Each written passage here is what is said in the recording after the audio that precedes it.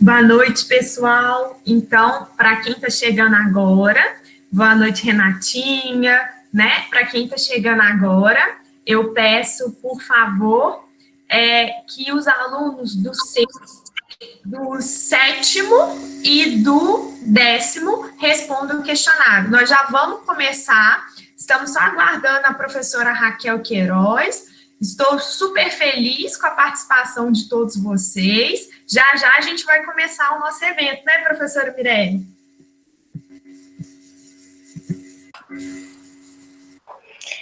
É isso aí, boa noite a todos. É um enorme prazer estar aqui com vocês nessa noite de terça-feira. Espero que essa noite seja de bastante aprendizado, de troca de muita energia, energia positiva, né? Daqui a pouquinho, então, nós vamos começar a abordar um tema muito importante na vida pessoal, profissional de todos vocês, nossa também. Mas para isso, vamos só aguardar a professora Raquel Queiroz entrar para que a gente possa iniciar os trabalhos. Opa, estou aqui, consegui. Boa noite a todos. Eu só não estou conseguindo colocar a minha imagem embaixo, junto com a de vocês. Eu não sei por quê. Como assim? Tá vendo que a minha imagem está aqui no cantinho? Ela não está junto com vocês. Não, estou te vendo junto com a professora Raquel aqui embaixo. Eu acho que vai selecionando à medida que a gente vai falando. O Google. Então deixa quieto. Vamos só fazer uma chamada aqui. Ariel, Chico e Romário, nossos queridos pesquisadores, estão presentes? Já estão a postos? Ariel Estamos aqui, sim. Presente. Só está faltando, cadê o Romário? Menino Romário.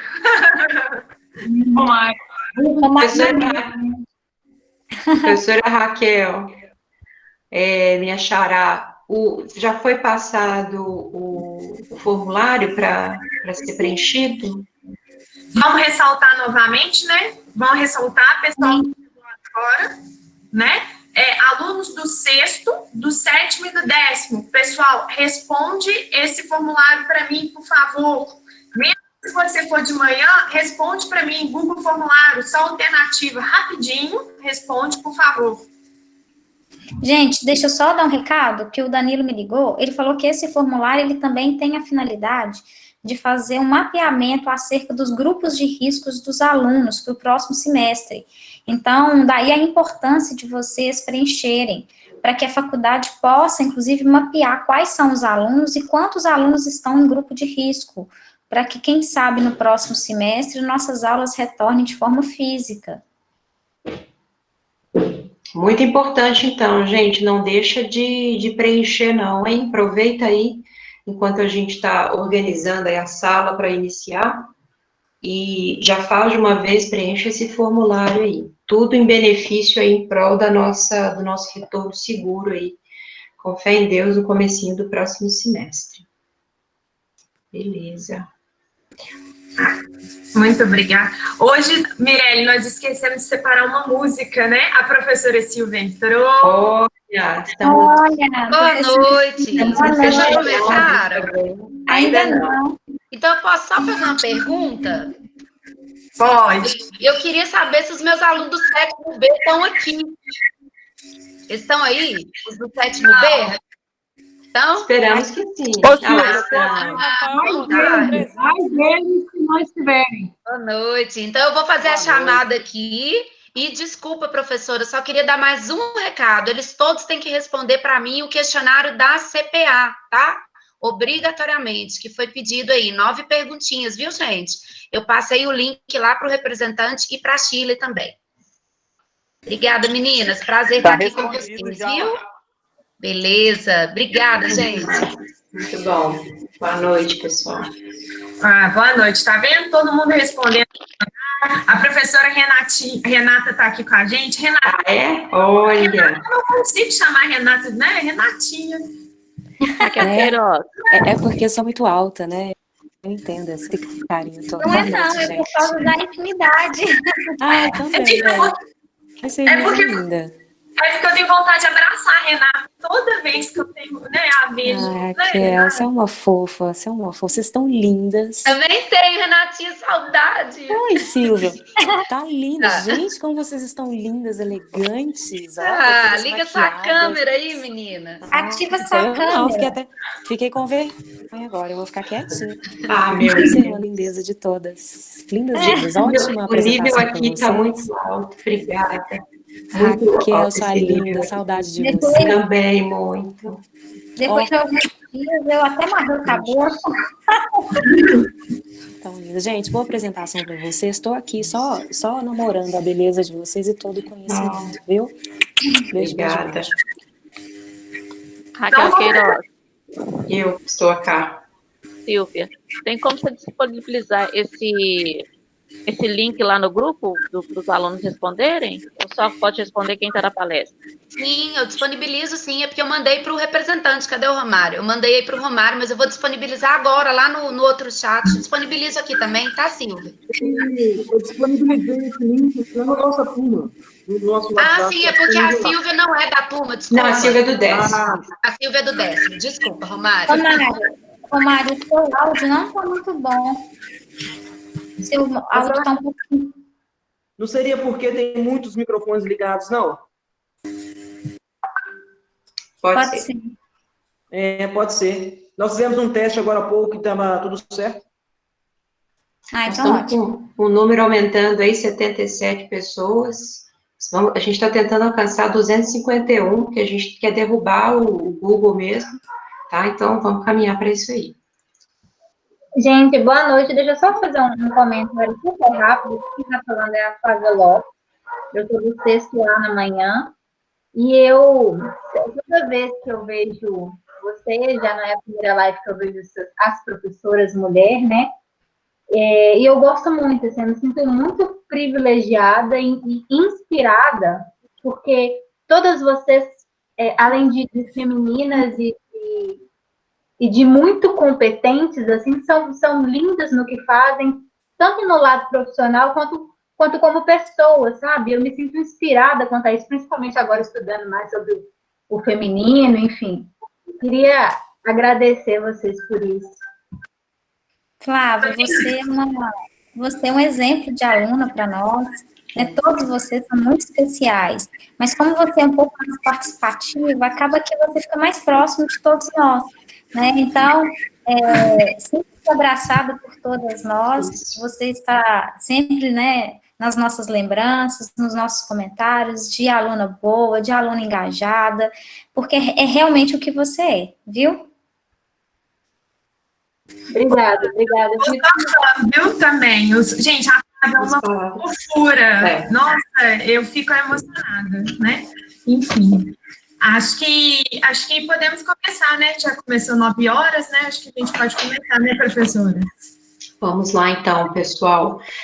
Agradecendo primeiro a presença de todos que estão aqui, todos que assistirão, que eventualmente chegarão aí durante a nossa apresentação, agradecer a presença das nossas queridas professoras, dos alunos que estão prestigiando essa nossa palestra.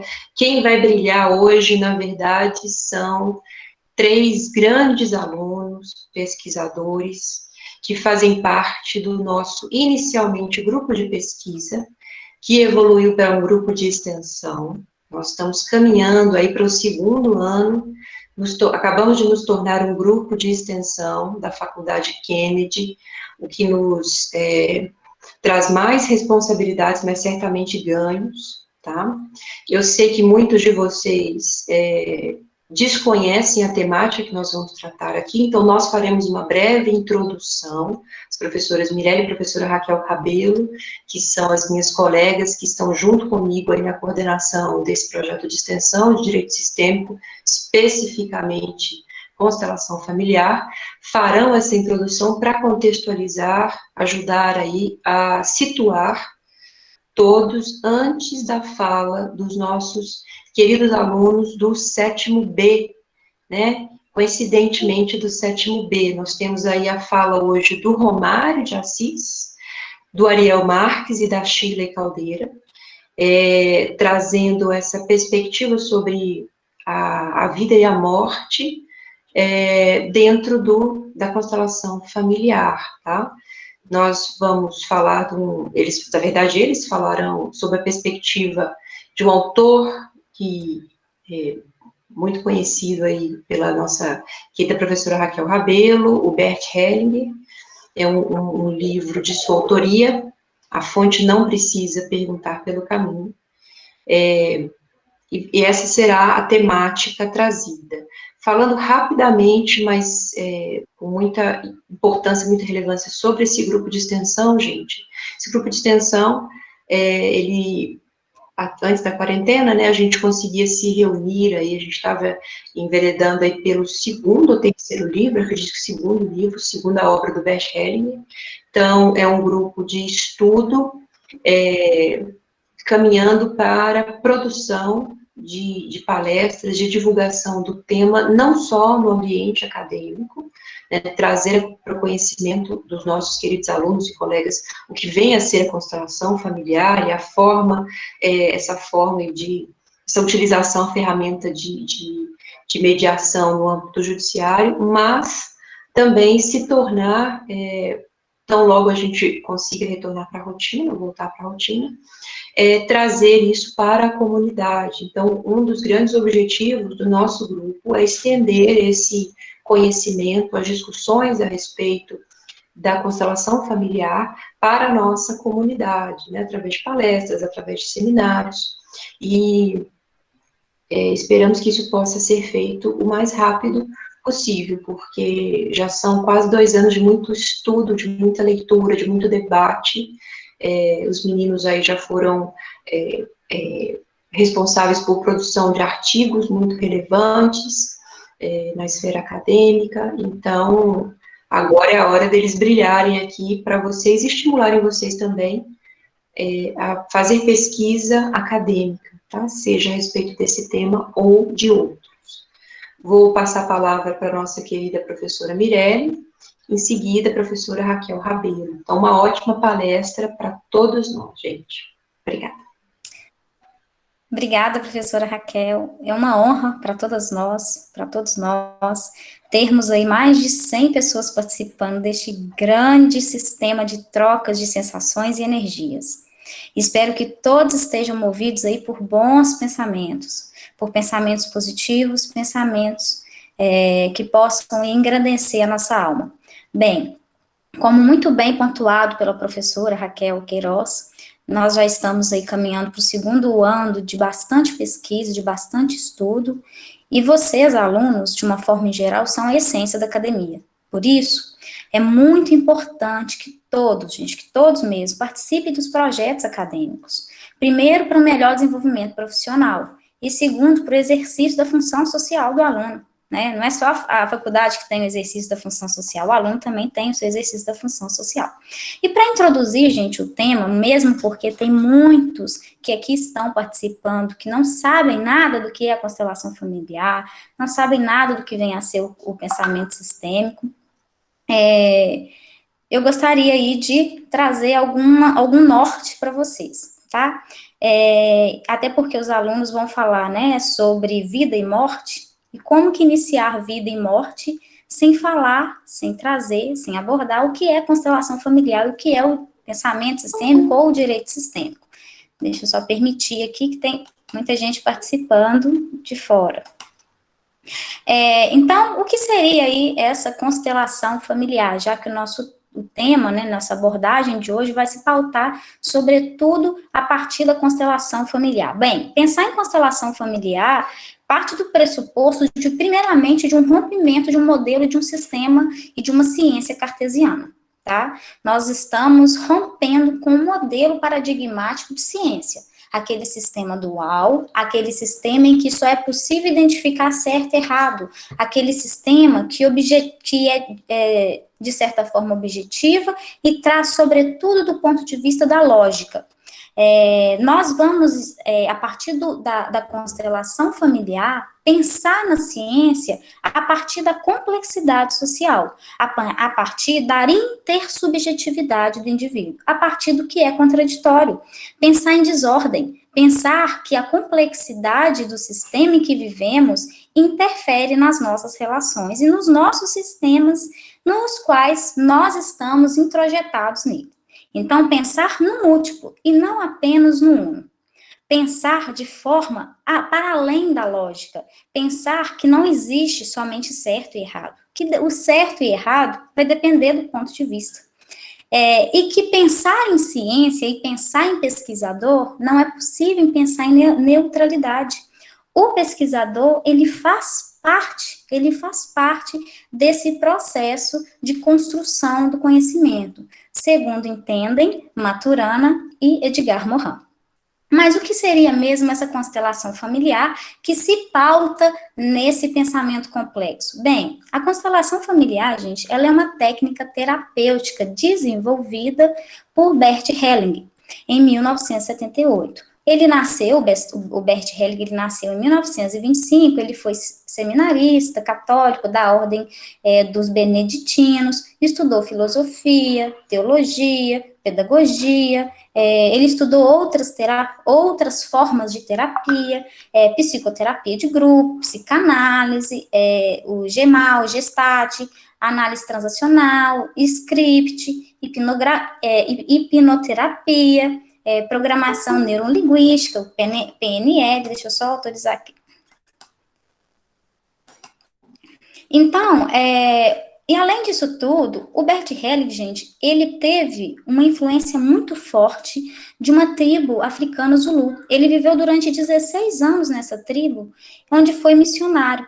E, obviamente, que ele trouxe bastante conhecimento a partir dessa ordem tribal, na qual ele viveu durante 16 anos. E esse termo constelação familiar, ela é de origem alemã, uma vez que ele é alemão, e significa colocar a família na posição.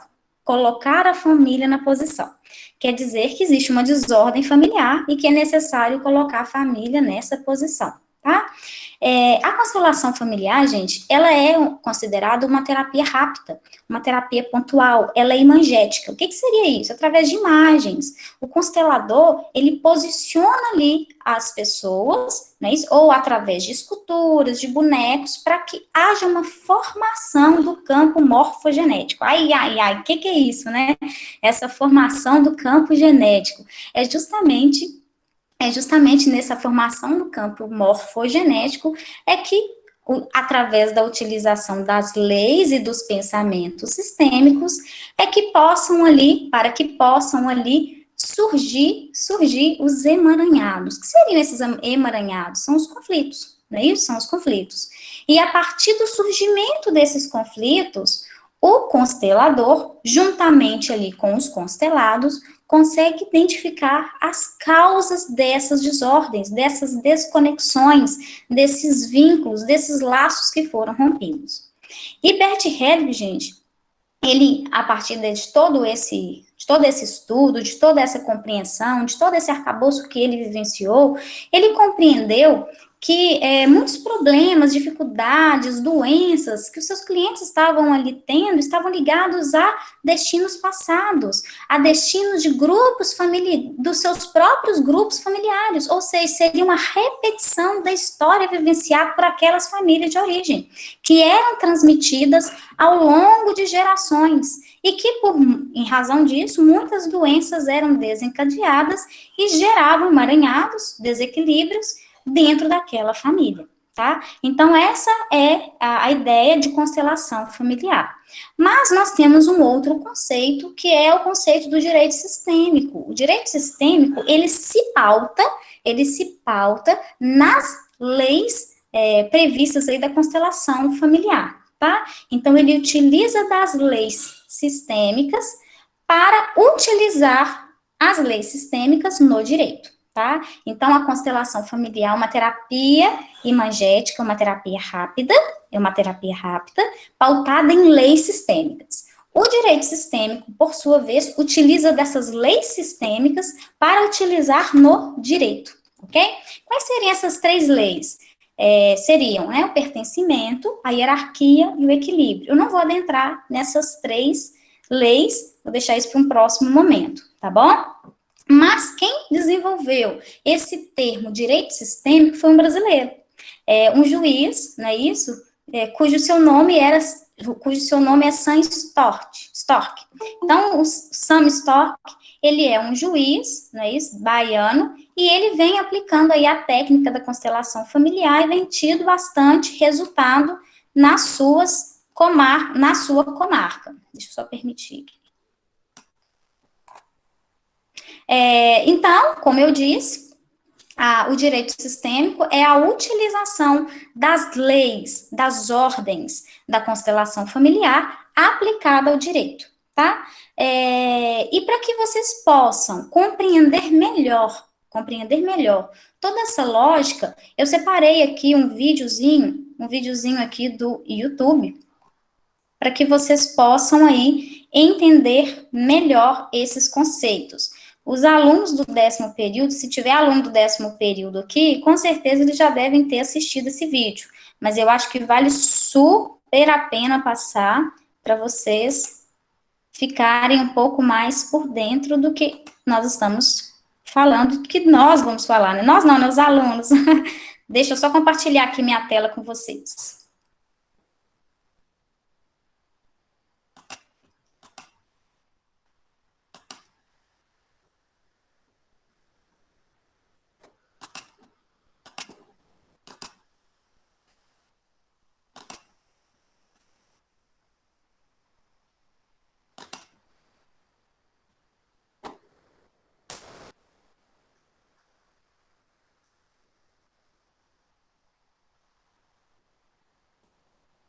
O especial de hoje vai mostrar como tribunais brasileiros estão usando técnicas de terapias alternativas para facilitar a mediação de conflitos, principalmente na vara de família, em questões como pensão e guarda de filhos. A ideia é humanizar a justiça. Você vai ver agora o que é e como funciona a chamada constelação.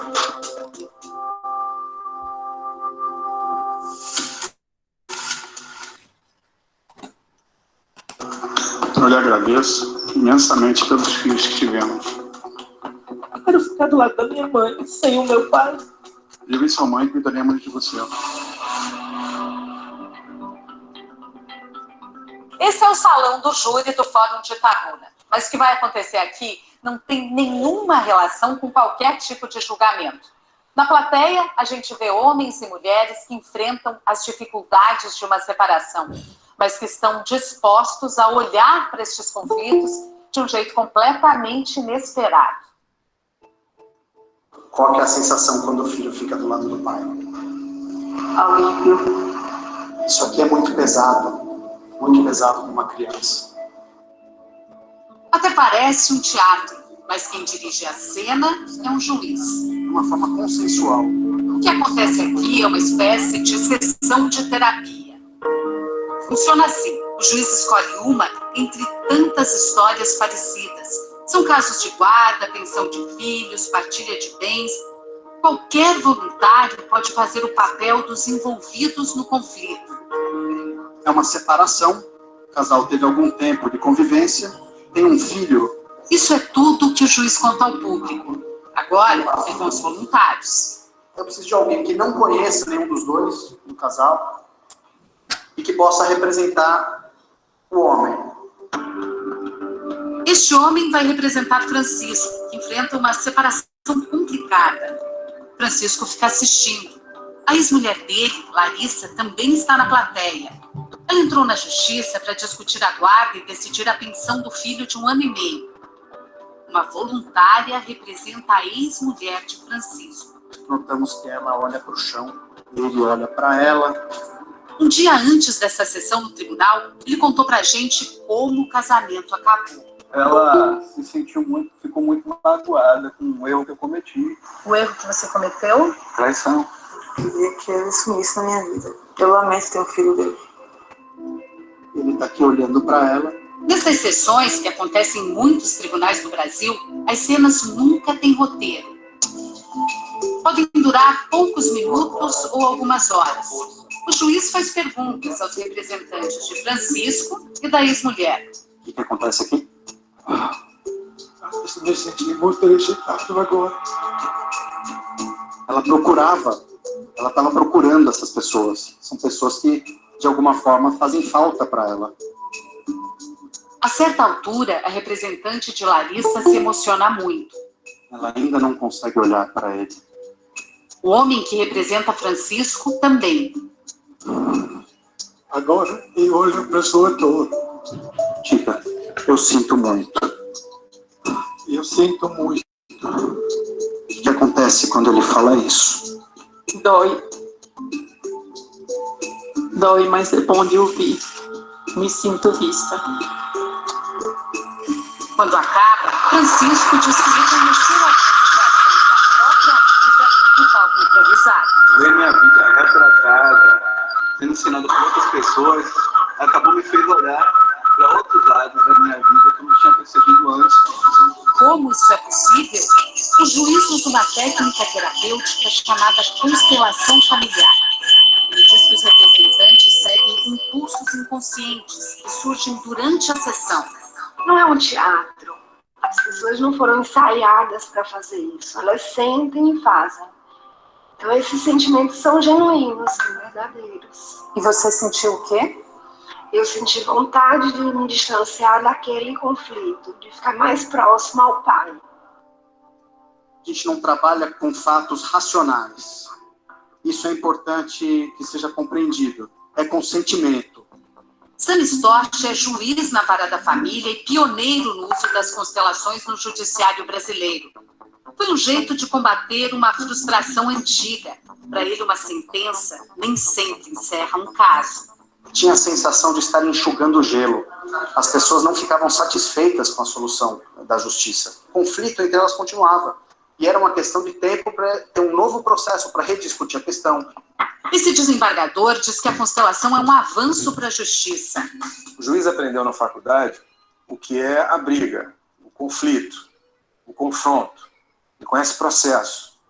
Ele não foi treinado para conciliar, para mediar, para restabelecer o diálogo, para entender o que as pessoas sentem, para permitir que as pessoas se manifestem emoções, sentimentos, angústias. Aos poucos, a justiça brasileira está buscando novos caminhos que facilitem a solução de conflitos. O novo Código de Processo Civil, por exemplo, que entrou em vigor em 2016, transforma as audiências de mediação numa fase obrigatória do processo e estimula o uso de novas técnicas para facilitar o fechamento de acordos. O juiz conheceu as constelações quando procurava respostas para um problema pessoal. Ele fez cursos de formação no Brasil e no exterior. Em 2012, começou a aplicar a técnica no interior da Bahia. Não se trata de uma crença religiosa ou mística. Isso é observável. Nós observamos e constatamos como acontece. A constelação foi criada nos anos 80 na Europa pelo alemão Bert Hellinger. Ele é psicoterapeuta, formado em teologia e filosofia. Para criar a constelação, Bert combinou muitas técnicas, inclusive da psicologia. Incorporou até elementos da cultura do povo Zulu. Bert trabalhou muito tempo na África do Sul como missionário católico. Dessa experiência, ele trouxe a ideia de que os antepassados podem influenciar a nossa vida, principalmente quando não aceitamos ou quando negamos parte da nossa própria história. Veja o caso do Francisco. E acabou repetindo um comportamento do pai que traiu a mãe. Na minha adolescência, eu falava, não, o modelo que eu não quero seguir é o do meu pai. Hoje, Bert tem 92 anos e já não dá mais entrevistas. A mulher dele, Sophie, criou a escola de formação de consteladores. Nós colocamos a questão numa constelação e a própria pessoa vê o que está por trás do problema. A pessoa tem a chance, tem a possibilidade de agir. Esse psicólogo de São Paulo, que usa a técnica, diz que ela não substitui, mas complementa a psicoterapia. O cliente participa de uma constelação e quando ele volta para a terapia, ele volta muito mais consciente de processos que estavam antes escondidos. E aí a terapia tem um fluxo mais rápido, digamos assim. A constelação chegou ao Brasil na década de 90. Ela é usada em clínicas, ambientes terapêuticos, hospitais, presídios e até empresas há muitos anos pelo mundo afora. e agora está ganhando espaço no judiciário brasileiro. Já é aplicada em 13 estados, mais o Distrito Federal. O Conselho Nacional de Justiça já premiou 2 tribunais que conseguiram ampliar o número de acordos usando a técnica da constelação. Em São Paulo, já tem curso para juízes, advogados e promotores de justiça. Advogados também já estão usando a técnica para evitar que os conflitos familiares cheguem à justiça. Quando envolve emoção, as pessoas ficam normalmente muito desestruturadas, elas ficam bélicas porque elas querem achar um responsável, elas esquecem muitas vezes que tem uma criança envolvida ali, porque é muito fácil acusar o outro. 2 vezes por mês, este escritório de advocacia se transforma em sala de constelação e uma psicóloga comanda as sessões. Não é nada mágico, é só uma questão de postura. A gente percebe na nossa vida, quando a gente muda a postura em relação a algo, nós temos resultados diferentes. Aqui no Rio de Janeiro, no Fórum de Leopoldina, a Justiça promoveu a constelação de 300 processos só no ano passado. A maioria pedidos de pensão alimentícia e guarda dos filhos. Fato é que o número de acordos subiu de 55% para 86% depois que os casais passaram pela constelação. Cristiane e Antônio já brigam há 5 anos. É um caso de partilha de bens. Ele não cede nada. Tem que ser tudo como ele quer, da forma que ele quer. Não concordei porque ela queria ficar com uma casa de um valor bem superior. Aqui não é um juiz, e sim uma especialista em constelação quem conduz o trabalho. Ela escolhe as pessoas que vão representar o casal. Tiago, o filho de Cristiane e Antônio, veio só assistir. Mas a consteladora achou que ele deveria entrar em cena. Isso acontece com frequência na constelação. Os envolvidos no conflito podem participar. A mulher que representa a Cristiane fica incomodada, sente como se Tiago estivesse condenando o seu comportamento.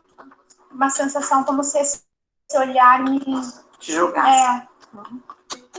Depois de algum tempo, a consteladora acha que chegou a hora de Cristiane entrar em cena. E a representante sai. A constelação segue por cerca de meia hora. E aos poucos, Cristiane percebe que o olhar do filho muda. O que você sente? É maravilhoso. Aí, ex-marido e ex-mulher também se olham de outro jeito. Sinto muito, mas agradeço pelos filhos que tivemos. Eu lhe agradeço imensamente pelos filhos que tivemos. Foi a melhor coisa que você poderia me dar. Tiago achava que a mãe estava explorando o pai no processo de partilha, mas depois da sessão... Que ela tem um sentimento que eu consegui ver hoje. Eu não tenho um coração de pedra como eu pensei que ela tinha. Passado um mês, voltamos para acompanhar a audiência de mediação de Antônio e Cristiane. Qual é o teu sentimento agora em relação a ele? Eu tenho que agradecer até. Obrigada por você ter reconhecido que realmente eu precisava. É bonito ver isso, viu? Realmente é muito bonito ver, porque a última vez que eu encontrei os dois, eles não ficavam juntos no mesmo ambiente. Eles não trocavam uma palavra sequer. E ver agora, ela agradecendo, qual é o teu sentimento? Alguém tinha que ceder, né? Eu preferi ceder e fechar um acordo. Eu penso muito nos meus filhos, sabe? Aí, quando você bota filho no meio... Depois de um ano testando o uso das constelações neste fórum, o Tribunal de Justiça do Rio de Janeiro decidiu estender o serviço a todas as varas de família do Estado. Os processos mais indicados são os processos mais complexos, onde o conflito é mais resistente, digamos assim.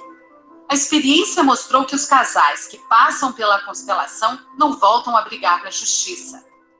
O fato é que a gente consegue restabelecer o diálogo entre as partes, que estão em conflito e saem apaziguadas, e a gente consegue, de fato, resolver o conflito.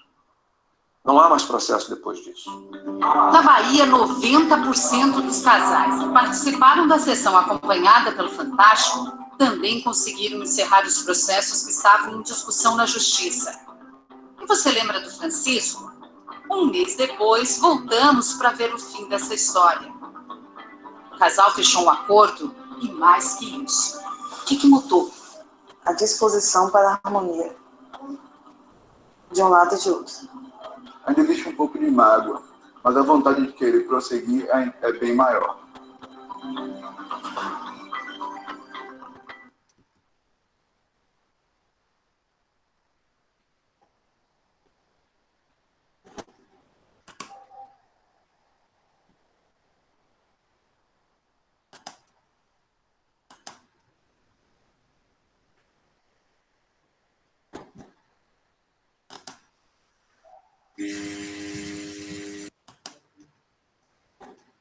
Muitos comentários aqui, hein? O pessoal gostou. Que bom, fico feliz.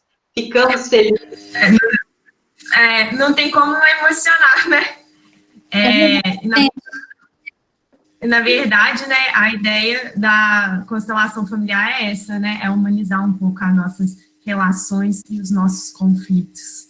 Enfim, eu sou para falar, gente, porque eu sou muito apaixonada com esse assunto, né? Enfim, eu acho que traz muita luz para a gente, né? Uma nova forma, né, de você, inclusive, entender, né, todas as questões, o porquê que às vezes um pai não paga alimentos, ou porque você está repetindo padrão, enfim, é muito bacana, muito bacana. Sim.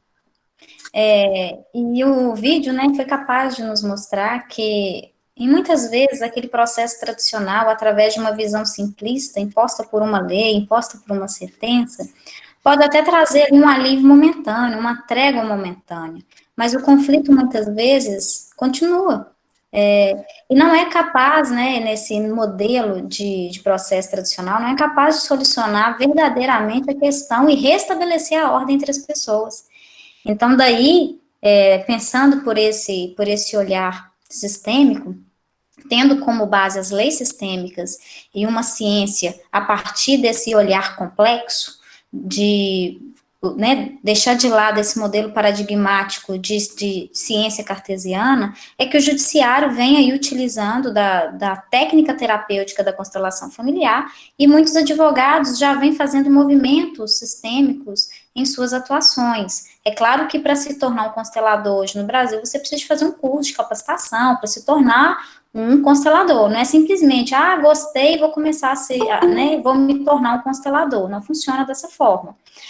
Inclusive, hoje no Brasil, nós temos aí mais de 16 estados brasileiros já utilizando a técnica da constelação familiar, de acordo com os dados do Conselho Nacional de Justiça. Então, é um número até relevante, né, elevado, até porque a própria resolução 125 do Conselho Nacional de Justiça estimula e proporciona aí que os tribunais utilizem da constelação e outras técnicas de resolução de conflito, que inclusive o próprio CPC estimula, tá?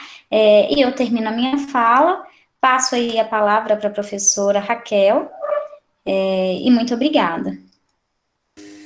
Gente, não vou me estender, até porque hoje quem vai apresentar o tema são os nossos alunos. Aqui a ideia, né, é só trazer um pouquinho mais de...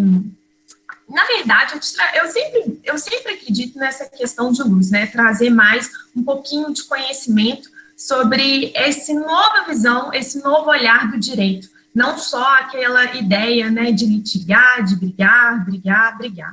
E hoje, gente, como a professora Raquel falou, o nosso grupo de pesquisa, que virou um grupo de extensão, nós lemos no ano passado o livro do Bert Helling, A Fonte Não Precisa Perguntar pelo Caminho.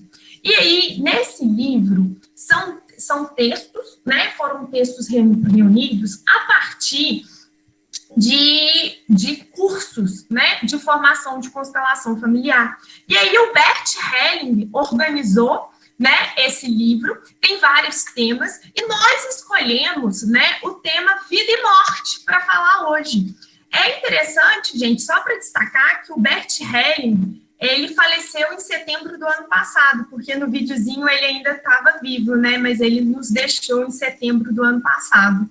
E aí esse livro, ele reúne o curso de formação de 1992 a 2002. Então, todos os cursos, palestras que ele ia fazendo, ele organizou e criou esse livro, né? A fonte não precisa perguntar pelo caminho. E aí, para iniciar o nosso tema, vida e morte, eu quero ler um trechinho do livro que fala o seguinte, eu acho que até para a gente começar a pensar, eu acho que todo mundo tem medo de falar da morte, né? Talvez hoje vai ser libertador para a gente tirar qualquer medo, qualquer preconceito, receio, né? O Bert Hellinger, ele esclarece muito esse assunto nesse livro. Bert Hellinger, ele fala o seguinte, morte e vida se penetram reciprocamente. Portanto, só podemos viver se sabemos da presença da morte. E com ela estamos em harmonia, né? E então, gente, para falar de vida, nós temos que falar de morte. Eu queria inicialmente passar a palavra para nossa aluna pesquisadora, Shirley Caldeira, que vai falar um pouquinho mais da constelação, né, Shirley? Conta pra gente e depois a gente vai falar, né, com o Romário e com o Ariel. Muito boa noite. Vocês estão me ouvindo bem? Me ouvem?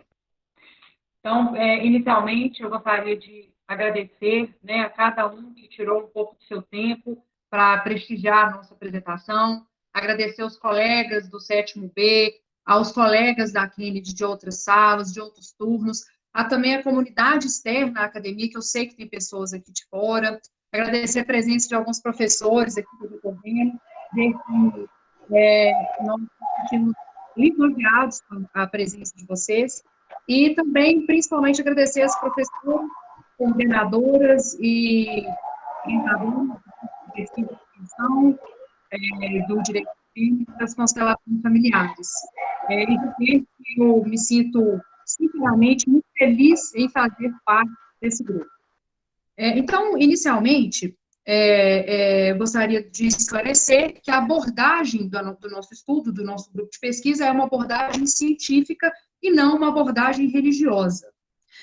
Para que os meninos, o Romário e o Ariel, do nosso grupo de pesquisa, iniciem a explanação específica acerca do tema vida e morte na visão de Bert Hellinger, eu vou só pontuar alguns conceitos que a professora Mirelle já iniciou muito bem, mas apenas para que se consolidem alguns conceitos, principalmente para quem ainda não teve... né? Como a professora Mirelle disse, né, o nosso livro de referência é A Fonte Não Precisa Perguntar pelo Caminho, né, que foi o primeiro livro que nós trabalhamos no nosso grupo de pesquisa, e dentro desse livro, o Bert explica como ele iniciou os estudos acerca das constelações familiares, como a professora bem colocou, durante a sua vivência como missionário em expedição na África do Sul. E aí ele percebeu que essas tribos Zulus, que são povos que cultuam muito a questão dos antepassados, então, por isso, por meio dessa vivência com essas tribos, ele conseguiu perceber essa característica dos antepassados desses integrantes dessas tribos. E aí ele começou a desenvolver os estudos acerca das constelações familiares e o comportamento daqueles efeitos, daqueles reflexos transgeracionais. Então, depois de consolidada a terapia, como vocês já iniciaram aí no vídeo, nas explicações das professoras, o terapeuta, a terapia funciona da seguinte forma: o paciente coloca um tema, o problema ou a questão que ele deseja constelar de forma breve. E aí, então, o terapeuta, por meio dessa explicação, organiza a dinâmica da constelação familiar. Essas constelações podem ser individuais, podem ser coletivas, e aí, então, no caso da utilização de pessoas, o terapeuta escolhe representantes, como vocês puderam perceber, para cada pessoa daquele sistema que se quer constelar. E aí, ele organiza, juntamente com o paciente, uns em relação aos outros, para que ali, por meio desses movimentos, por meio do comportamento da dinâmica dessa constelação, o constelador, o terapeuta, consiga identificar identificar qual é o emaranhamento, qual é a repetição de padrão, qual é a questão transgeracional que pode estar refletindo de forma negativa naquele sistema familiar. E aí, então, talvez vocês podem... Chile, só te interrompendo aqui, que o pessoal está muito ansioso, está todo mundo querendo ver seu rostinho, abaixa um pouquinho essa câmera, porque pelo celular não está dando para te ver. Você baixa um pouquinho. Na verdade, eu não sei se é baixar ou levantar. Na verdade, é levantar. Levanta. Levanta um pouquinho, mais um pouquinho. Aê. Isso. Deu. Tá dando para ver agora, né? Sim. Muito linda. Desculpa, pessoal, porque para mim aqui tá bem centralizado. Estava bem centralizado. Mas então, vocês talvez podem estar se perguntando, né? Como que isso é possível? Como que é possível, então, que o terapeuta consiga enxergar essas imagens, esses movimentos? Nada tem a ver com adivinhações do terapeuta acerca de antepassados daquele paciente, tampouco com magia. O que atua, como a professora Mirelle já havia iniciado a explicação, são forças que são permitidas por meio de campos morfogenéticos. Esses campos morfogenéticos encontram guarita em alguns estudos, alguns pressupostos teóricos de alguns ramos da ciência, como, por exemplo, na teoria da morfogênese, que é do biólogo Rupert Sheldrake. O Sheldrake, ele acredita que esses campos mórficos conferem padrões que possibilitam ali os processos de ressonância uma atuação do passado no presente. Isso também pode ser percebido nos estudos do físico austríaco Fritjof Capra, que é autor da obra O Taô da Física. Nesta obra, esse físico, ele então faz um estudo, um paralelo da física moderna com outras correntes da física, em que ele afirma a inter-relação entre fenômenos naturais, pelo qual ele entende, então, que é necessário para se entender o todo, para que se entender algo, que se entenda o todo. Então, podemos utilizar também o próprio conceito da teoria geral dos sistemas, pelo qual o sistema é um todo composto por partes que se interrelacionam. E é exatamente isso que se pode perceber nas constelações familiares, que cada indivíduo daquele ali é uma parte do sistema, que é interdependente, que se interrelacionam. Então, é por isso que existe esse reflexo tão grande dos nossos antepassados. Então, por meio desses campos morfogenéticos, o terapeuta, as pessoas que representam aquelas pessoas que fazem parte daquele sistema que se está constelando, conseguem, então, sentir as mesmas sensações das pessoas que estão sendo representadas.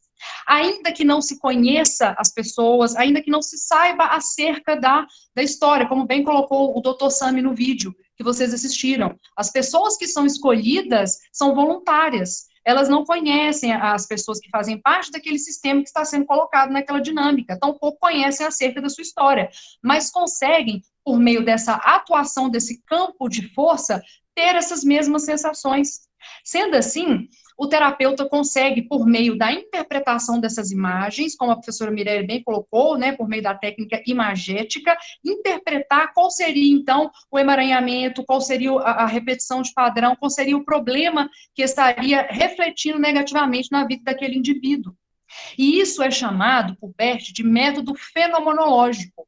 Fenomenológico porque essas verdades, esses emaranhamentos surgem, emergem durante essas dinâmicas, possibilitando, então, a compreensão, a identificação deste problema e caminhar para uma solução. Bert Hellinger estudou e desenvolveu as leis, que a professora Mirelle já adiantou, as leis sistêmicas, que são leis que ele acredita que regem os relacionamentos humanos. Uma das principais é a lei do pertencimento. Essa lei preconiza que todos que são integrantes do sistema têm o direito de pertencer. Os mortos têm direito de pertencer, aquelas pessoas, aqueles entes familiares, ainda que tenham cometido algum desvio de conduta. Tem também a lei da ordem, que também é chamada de lei da hierarquia, pela qual Bert acreditava que os mais velhos precedem em relação aos novos, de forma que durante as dinâmicas, durante as constelações familiares, é possível se identificar quando esse fluxo está inverso no sistema. Tem também a lei do equilíbrio, que é uma lei que preconiza o equilíbrio entre o dar e o receber. Então, por meio da aplicação dessas leis, consegue-se identificar quando alguma dessas leis estão sendo violadas e acarretando, então, problema naquele sistema familiar. Como, por exemplo, a lei do pertencimento, que é uma das principais leis. A exclusão de algum ente daquele sistema familiar provoca, então, a violação dessa lei provoca esse desequilíbrio no sistema, em que pode ocorrer tais problemas. Então, essas são as principais, em apertada síntese, né, essas são as principais leis sistêmicas e o funcionamento das constelações familiares. Antes de passar a palavra para os colegas, eu gostaria só de pontuar o conceito de Bert acerca da consciência e acerca da alma, apenas para dar subsídio à explicação dos colegas. Para Bert, a consciência tem dois níveis, que é o nível pessoal e o nível coletivo. O nível pessoal, segundo Bert, funciona por meio da percepção. Ele acreditava que, quando nós ouvimos dizer algo, forma-se uma imagem que talvez pode não corresponder à realidade. Então, ele preconizava que o ideal para se formar a nossa consciência é nos limitarmos àquilo que a gente consegue perceber ao olhar. Por isso, eu disse no início da apresentação que o paciente, ao relatar o seu problema para o terapeuta, deve ser um relato breve, para que, por meio das suas interpretações, ele não vicie aquela percepção do terapeuta. O terapeuta, ele tem que perceber o emaranhamento, o funcionamento daquele sistema, por meio da sua própria percepção. Sem intenções, livre de intenções. Ele utiliza essa expressão por diversas vezes no livro. Então, a consciência para Bert forma-se dessa forma. Mas ele acredita que existe também um nível da consciência que é um nível coletivo, que é a consciência daquele sistema. E esse nível coletivo da consciência não pode ser controlado por nós. Nesse sentido, ele também acredita que o conceito de alma é coletivo. Ele diz que a alma não pertence ao indivíduo, pertence ao sistema familiar. Então, dentro dessa ideia de alma coletiva, de consciência coletiva, é que é possível, então, essa interdependência, essa inter-relação. É por isso que muitas vezes repete-se padrões sem que se queira, por muitas gerações em um determinado sistema familiar. Então, após, dito essa breve explanação sobre como funcionam aí, mais especificamente, as constelações familiares, eu passo, então, a palavra para o colega Romário, que vai dar continuidade. Muito obrigada. Só antes de passar a palavra para o Romário, está aqui no chat vários alunos falando, perguntando se você é professora, que você tem uma oportunidade para falar, todo mundo chamando de linda, parabéns, maravilhoso. Tem um aluno que eu adorei, que ele falou que queria saber 1/10 do que você está falando, que ele já dava por satisfeito. Imagina, gente. É nossa aluna maravilhosa, e só porque antes de passar para o Romário, gente, os nossos pesquisadores são excelentes, né? Eu acho que qualquer pessoa que se propõe a fazer um trabalho, pesquisar sobre um assunto, né, é maravilhoso. Então, é fruto de muito esforço, muito treino. A Chile é super dedicada.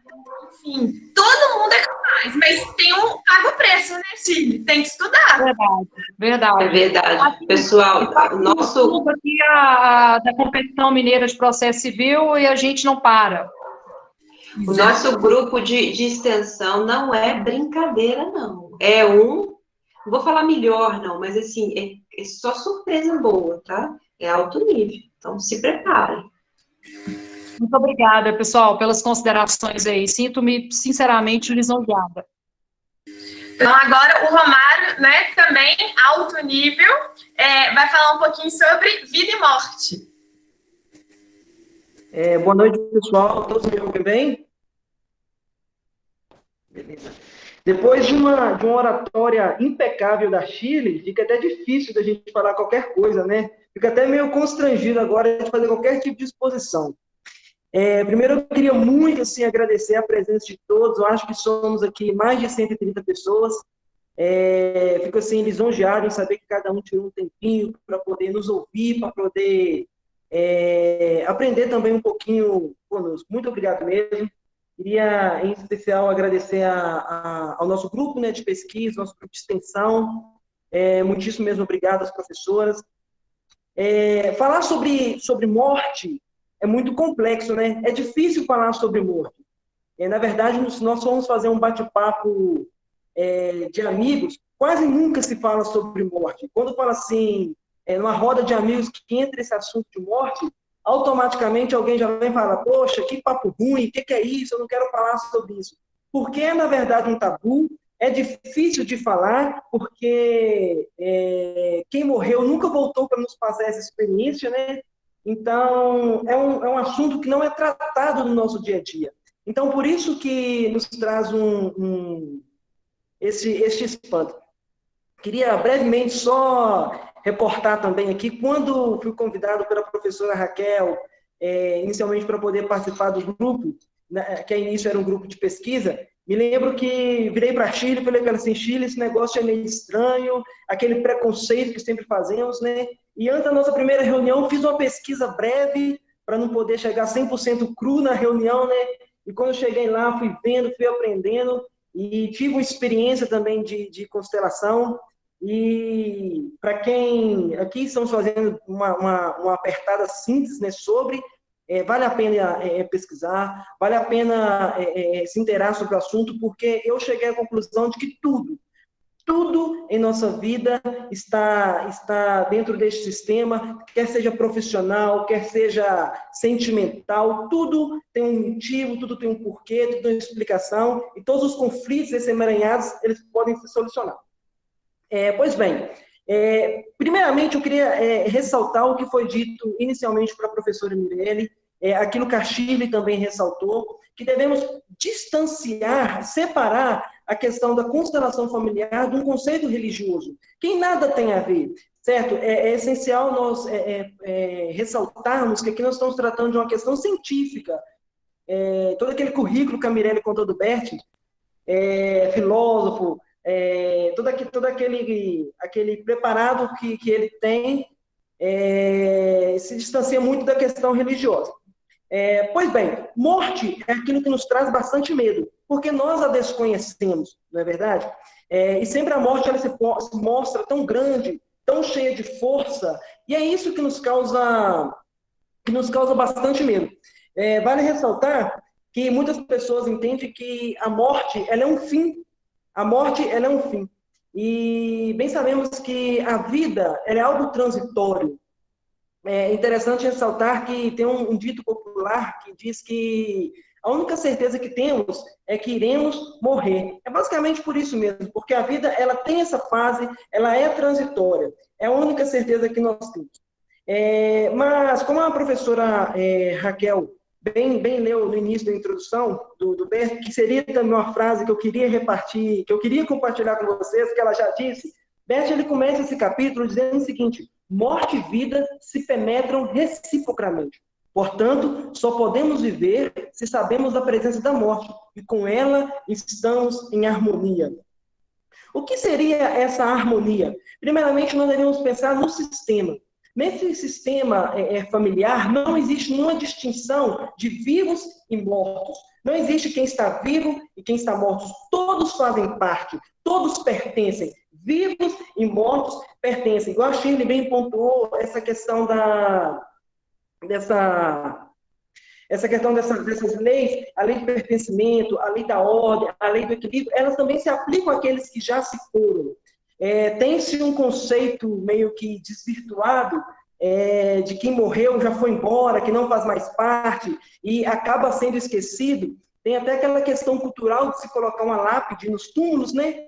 Que se você for pensar, pesquisar mesmo o significado mesmo da lápide, colocava-se aquela escultura ali de concreto em cima do túmulo para que a pessoa morta não pudesse sair para fora. Tinha esse conceito. Pensa-se que os mortos não estão bem? Muito pelo contrário, Bert ele tem um ensinamento bastante interessante, que a morte ela é a plenitude. Ela é a plenitude. Porque aquilo que precede a vida, o que vem antes da vida, está encoberto. Nós não sabemos o que está antes da vida. A vida ela é aberta, todo mundo sabe como se viver. E a morte, aquilo que vem depois, é aquilo que está encoberto. E aí está a plenitude. É interessante que esse grande mistério da morte é isso que está encoberto. E Bert, ele tem um ensinamento sobre os mortos que é bastante interessante, que os mortos, eles influenciam em nós. É interessante nós pontuarmos que essa questão essa influência dos mortos sobre nós, ela é bastante peculiar, porque todos nós temos alguma carga, alguma situação de vida que vem se passando de nossos antepassados.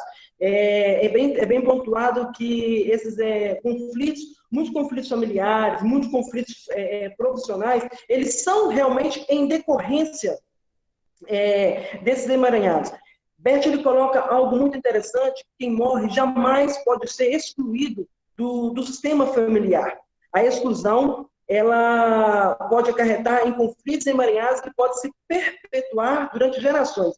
É interessante, aqui não puxando uma sardinha, mas Chile e eu escrevemos um artigo para o Comped, que inclusive foi aprovado sob orientação da professora Mirelli, e nós contamos um pouco, nós fizemos uma análise do filme Viva, a Vida é uma Festa. Não vou contar o filme aqui, porque senão vou dar um spoiler, vou tomar muito tempo, mas vale a pena você assistir. Para quem não assistiu, assista, e para quem não assistiu, assista depois dessas nossas concepções aqui de vida e morte, que você vai ter uma visão totalmente diferenciada daquilo que é narrado naquela história. O filme Viva a Vida é uma Festa, ele conta a história de um garoto, Miguel, que é totalmente apaixonado pela música.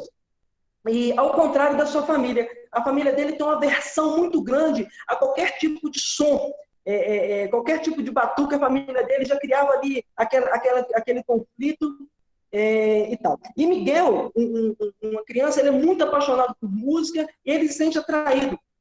E na cidade dele, no México, iria ter uma apresentação no Dia dos Mortos, no Dia dos Finados. Para quem não sabe, no México tem-se o Dia dos Mortos como um dia, como aqui no Brasil também né? O Dia dos Finados como uma data bem comemorativa mesmo, onde se oferece presentes para aquele ente que já se foi e tal. E essa história, ela é e essas colocações são bem representadas no filme. E nesse Dia dos Mortos, Miguel, ele vai até o túmulo de um grande artista da música, que ele acredita ser o seu tataravô. Ele vai ali na casa dele, naquele túmulo, e rouba um instrumento musical para ele se apresentar num concerto. E misteriosamente, de forma mística, claro que estamos falando aqui de uma ficção, de um filme, de um longa, ele é transportado para o mundo dos mortos. E chegando no mundo dos mortos, ele vê aqueles seus antepassados, todos os seus avós, os seus tios, seus tataravós, seus tios. E para ele retornar para o mundo dos vivos, há uma mensagem muito interessante no filme, que ele precisa de uma bênção, de um ente familiar dele, para que ele consiga retornar ao mundo dos vivos. Então, essa questão dessas leis sistêmicas são muito bem representadas no longa, e vale muito a pena ver. Eu não vou contar mais sobre o filme aqui, para não dar um spoiler para quem ainda não assistiu. Tem-se a ideia de que os mortos foram embora. Na verdade, eles não foram. Eles ainda pertencem. Observe-se que nós aqui não estamos apregoando que você vai sair hoje no quintal da sua casa e você vai ver um tio seu que faleceu, um avô seu que faleceu. Não estamos dizendo isso. Esses movimentos, como bem escreve Bert, eles são observados nessa grande alma. Isso é sentido, na grande alma familiar, é nesse sistema que se percebe todos esses movimentos. É interessante, Bert, ele escreve muito sobre o luto. E algo muito fantástico que ele escreve sobre o luto é que ele diz que o luto ele tem que ser vivido na sua plenitude. O que seria a plenitude do luto? É viver a dor, é viver aquela dor. Muitas pessoas, quando eles estão passando por um processo de luto, o que elas fazem? Elas querem mascarar um sentimento, até mesmo quando está sofrendo com qualquer situação. No luto não é diferente. A pessoa quer se mostrar forte, a pessoa quer se mostrar, eu consigo vivenciar essa situação de forma forte, não preciso chorar, não preciso demonstrar meus sentimentos. E Bert, ele escreve que o luto ele tem que ser vivido na sua plenitude, Mas ele diz algo muito interessante, que o luto ele não pode ser prolongado, porque o luto prolongado ele é egoísta. Ele é egoísta. Em que sentido que ele diz esse egoísmo? é um egoísmo com a pessoa, até com aquele ente que está morto, com aquela pessoa que morreu, que impede da pessoa seguir o rumo dela no mundo dos mortos, como o Bert bem escreve. E é egoísta também para quem está do lado de cá. Porque quando a pessoa ela se prolonga durante o luto, ela pode acarretar doenças, que vai ser um assunto também que será tratado pelas nossas colegas na próxima live no dia 19. Então, o Bert bem posiciona que quando você vive esse luto na sua plenitude, no seu tempo certo, você está honrando aquela pessoa que se foi. Vou passar agora para o nosso colega Ariel, que vai dar continuidade aí para a gente. Boa noite a todos. Só rapidão, Ariel, 1 minuto. É só porque teve uma questão aqui no chat, antes de passar para o Ariel, até porque, para a gente não gerar conflito, controvérsias, o que acontece? Primeiro, Ariel, tá todo mundo... Ariel, tô doida aqui. Romário, todo mundo tá... Parabéns, Romário, ótima explicação. Tá todo mundo, assim, chocado com a tamanha da competência de vocês. Então, vocês são sensacionais. E só antes de passar para o Ariel, eu quero deixar claro, gente, que a constelação familiar, ela é uma técnica terapêutica. Ela não está ligada a nenhuma religião. Então, eu não posso falar assim, mas o espiritismo pensa assim, mas o católico pensa... Não, aqui é uma técnica terapêutica. Então, quando a gente está falando de morte, nós estamos falando a partir dessa técnica terapêutica, que não está ligada à questão do Chico Xavier, não está ligada à questão de reencarnação. Aqui é a ideia que existe um sistema que todo mundo pertence. Principalmente pertence àquela pessoa que morreu. Por exemplo, no meu caso, a minha avó já faleceu, os meus avós já faleceram. Eles deixam de pertencer ao meu sistema? Não, eles não deixam de pertencer ao meu sistema. Se existe reencarnação ou não, isso a gente deixa para a questão religiosa. Aqui eu sei e eu não vou excluir do meu sistema os meus avós que já morreram. É essa que é a ideia da técnica terapêutica, tá bom, gente? Essa é uma controvérsia. Ô, Raquel, teve uma pergunta aqui do Erdílio, deixa eu só ler novamente aqui, que ele está perguntando sobre campo morfogenético. Deixa eu só abrir aqui que meu computador está assim, né, na manivela. Só um minutinho. Ele perguntou o que é o campo morfogenético. O que é o campo morfogenético? O que é o campo morfogenético? O campo morfogenético, Erdílio, é justamente o locus, o local, a forma em que as histórias dos antepassados, as experiências, os conhecimentos de todas as suas vivências e das suas origens pregressas são apresentadas ali nesse campo morfogenético. O que quer dizer isso? Quer dizer que o conhecimento ele é passado de geração em geração. Então, todo conhecimento que seus avós tinham, isso geneticamente foi passado para o seu pai, que foi passado para você. Então, quando você atua ali no campo morfogenética, essas lembranças, esses conhecimentos, eles surgem neste momento. Para isso, deve existir ali, de certa forma, uma energia voltada para que esse campo morfogenético possa atuar. Mas isso não tem relação nenhuma com religião. A ideia está voltada pela física quântica, sobretudo porque a física quântica acabou com a ideia de linearidade e trouxe o aspecto da complexidade para as questões humanas. O pensamento humano é complexo, ele não é linear. Então, por isso, nós não podemos compreender o ser humano apenas através do conhecimento adquirido no momento em que ele nasce, e sim antes do seu nascimento, através da carga genética que ele já recebeu. Deu para compreender? Renata também fez uma pergunta, eu acho que a professora Mirelle acabou te respondendo, Renata. Ela pergunta, mas se já morreram, como vão ajudar a resolver o conflito? Renata, vamos fazer o seguinte, só porque tadinho do Ariel tá esperando para falar, vamos combinar de responder, no final a gente vai ficar por conta de responder todas as questões, tá? Vão guardando aí as perguntas que nós vamos responder todas. O Ariel tá ali preparado e a gente, né, eu interferi só para, né, tadinho. Ariel, a palavra é de você, a palavra é sua. Boa noite a todos. Agradeço aqui imensamente pela oportunidade, são tantas pessoas aí, já 118. Já peço desculpa pelos erros, né, porque é a primeira vez que eu vou falar para muitas pessoas assim. E é isso, dando continuidade no assunto aí, vou ser bem breve, para que possamos, ao final, discutir mais sobre o tema. Então, depois de muito bem explanado aí a respeito da constelação familiar aí pelo Romário, pela Shirley, pelas professoras também, eu vou dar prosseguimento falando a respeito da alma, para Bert Hellinger. É o seguinte, a alma, segundo ele, é aquilo que possibilita a vida. E para Bert Hellinger também, existe uma atuação de uma consciência e da alma no meio das famílias. É possível perceber que as famílias atuam como se tivesse uma alma comum e uma consciência comum. E dessa forma, por exemplo, posso trazer que se uma pessoa da família é excluída, outra assume o posto dessa, assume o seu destino para compensar essa exclusão. E a respeito da alma, nós não podemos tocar, é algo que nós não podemos tocar, mas nós podemos saber dos seus efeitos, podemos perceber e ver os efeitos. Como que nós percebemos esses efeitos? Através das leis sistêmicas aí postas, e os fundamentos da alma e da consciência, que são eles, 3 que eu separei aqui para a gente. O direito de pertencimento, a compensação pela recusa ao direito de pertencimento e a precedência.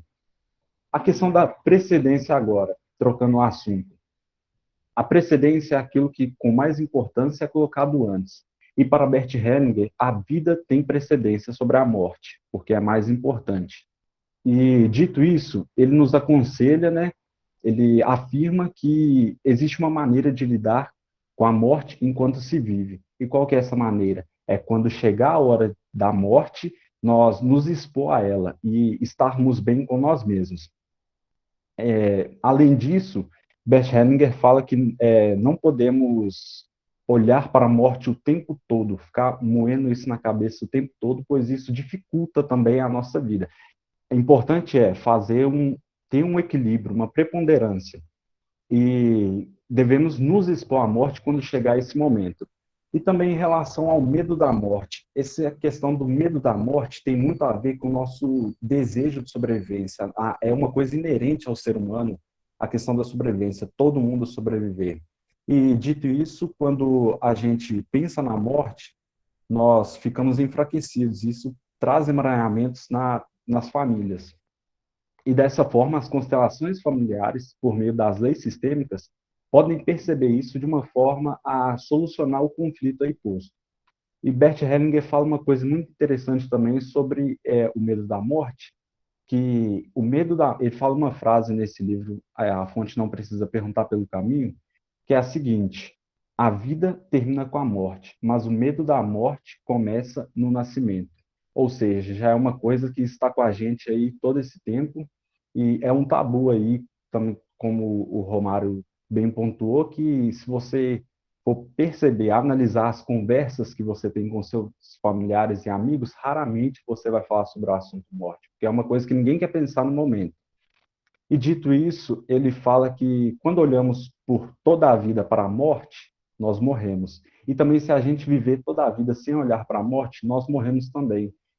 Bert Hellinger ele nos aconselha, né, a ter uma higiene psíquica, para manter um equilíbrio, uma harmonia com nós mesmos.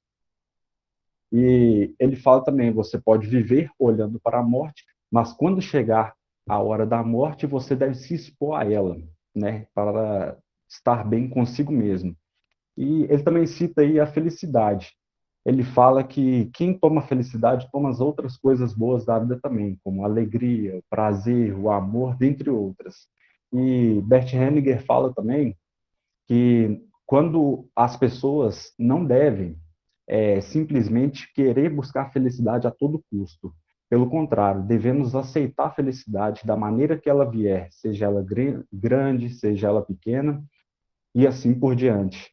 E outra coisa que ele explica também é que essa busca frenética pela felicidade que nós temos enquanto vida acaba atrapalhando também, acaba gerando emaranhamentos. Por quê? Enquanto a gente está correndo atrás da felicidade, a todo momento, a felicidade corre atrás de nós. Então, não tem um encontro. Estão os dois na mesma direção, um atrás do outro. Então, ele fala que isso prejudica. E caminhando aqui para o fim, para finalizar, né, tem uma passagem muito interessante aqui, que ele fala sobre viver até o fim, aproveitar esse momento, esse intervalo entre a vida e a morte, entre o nascimento e o falecimento. Ele conta uma história, em uma de suas constelações, que é a seguinte: havia um fiel de Conradino na Itália, e esse fiel foi preso num castelo juntamente com o rei. E lá ele estava na cela jogando xadrez juntamente com o seu companheiro, e chega um mensageiro para ele e fala a seguinte frase: você vai morrer dentro de 1 hora. E dessa forma o fiel logo em seguida responde para o mensageiro: pois bem, continuemos jogando. Ou seja, continuaram jogando xadrez. Por quê? Bert Hellinger até finaliza o capítulo do livro Vida e Morte dizendo o seguinte: o que se pode fazer enquanto se vive a não ser viver? Essa é uma mensagem bem importante aí, que podemos refletir bastante a respeito disso. E esses dias eu estava passeando pela internet, esse vasto mundo da internet, e eu vi uma frase bem interessante também que eu gostaria de compartilhar com vocês. Diz o seguinte: eu vivo por 2 razões. 1, eu nasci, e 2, eu não morri ainda. Então, dessa forma, é bom estarmos em equilíbrio com nós mesmos aí durante a vida, expor a morte para quando chegar, para deixar de ser um tabu, né? Começarmos a pensar nisso mais seriamente. E Bert Hellinger, né, aconselha a gente a viver a nossa vida na plenitude, sem temer a morte, porque é inevitável. E um conselho que eu dou para nós todos, é para viver, porque a vida é uma festa. Agora, gostaria de saber se os pesquisadores, as professoras, alguém tem alguma dúvida? Ariel, também aqui, olha, já estou falando, também todo mundo, Ariel, top. Na verdade, gente, modéstia à parte, os nossos pesquisadores, eles são excelentes, né? Ariel, Chile, Romário, né? Na sexta-feira, pela parte da manhã, nós vamos escutar a Gabriela, a Isabela e a Luísa. Então, assim, é fruto de muito trabalho, é muito bacana fazer parte desse grupo, e, enfim, é muito sucesso. Vocês veem que eles estudam, falam bem, entendem o assunto, né? É muito orgulho. Parabéns, viu, pessoal? Ariel, Romário, Shirley hoje, não, vocês arrasaram, tá todo mundo aqui, assim, maravilhados com a apresentação de vocês. Foi incrível. E o mérito não é dos professores, não, gente. Nós, professores, a gente só organiza, só coloca eles juntos. Quem prepara, quem estuda, quem questiona, quem debate, quem pesquisa, são eles. Então, a troca é absurda. O que esses meninos ensinam para a gente, meninos é um modo carinhoso de dizer, né? O que esses queridos ensinam para a gente, vocês verão demais, né? Inclusive 2 ex-alunas da Kennedy ensinam para a gente, é assustador, tá? E é essa troca que a gente tem no grupo de pesquisa, no grupo de extensão, que a gente está permitindo para você. A Flávia falou: por que a gente não faz isso mais vezes? Também acho que a gente não faz isso mais vezes, que seja a primeira de muitas. Meninos estão, de super parabéns. E, na verdade, quando os alunos são os próprios protagonistas, nós vemos que nós somos meros coadjuvantes desse processo de ensino.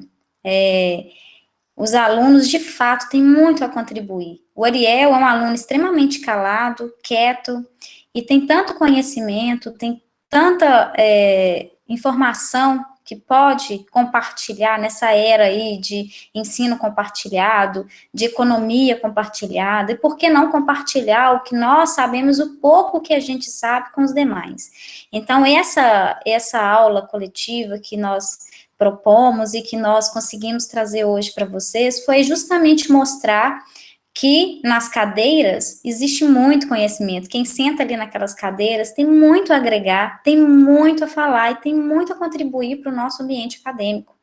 O ambiente acadêmico, ele não é formado somente por professores. Essa voz ativa que os alunos precisam, e precisam reconhecer que eles possuem essa voz ativa, é de extremamente importância, sobretudo para que a própria instituição reconheça os alunos e enxergue os alunos dessa forma. Porque nós, professores, já enxergamos. Agora precisa... vocês precisam se enxergarem dessa forma, o que é muito complicado, que nem sempre os alunos se enxergam desse jeito, né? Acham que é simplesmente o professor o detentor do conhecimento, que eu sou mero espectador aqui, e não é assim que funciona.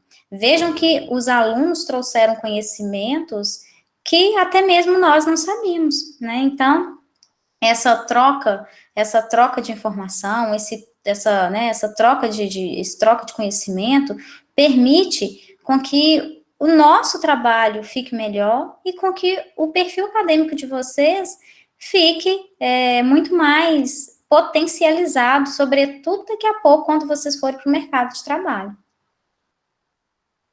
Exatamente, né? Vamos então dar só mais um pouquinho de continuidade ao nosso tema. Eu vi que teve pergunta. Gente, alguém tem alguma questão? O problema para mim é que o chat ficou todo mundo falando tão bem de vocês que as perguntas sumiram.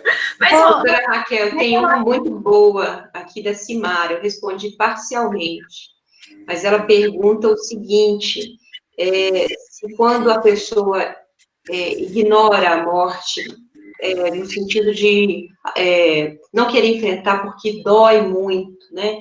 Então, aquilo também é uma forma de esquecimento daquele que faleceu na família. Isso é muito comum, né?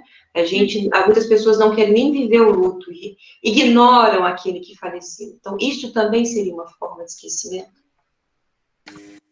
Meninos, vocês querem responder? Ariel, Shirley, Romário. Gente, hoje a preferência é deles, viu, gente? Claro. Preferência. Entenderam a pergunta, meninos?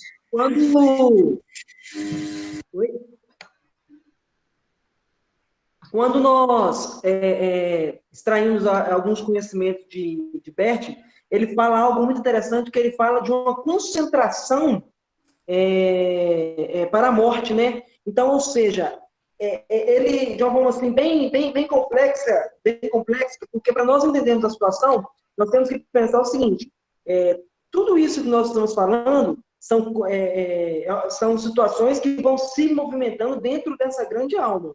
Isso é bem interessante nós sempre pontuarmos. E ele fala que há uma concentração na alma que vai se caminhando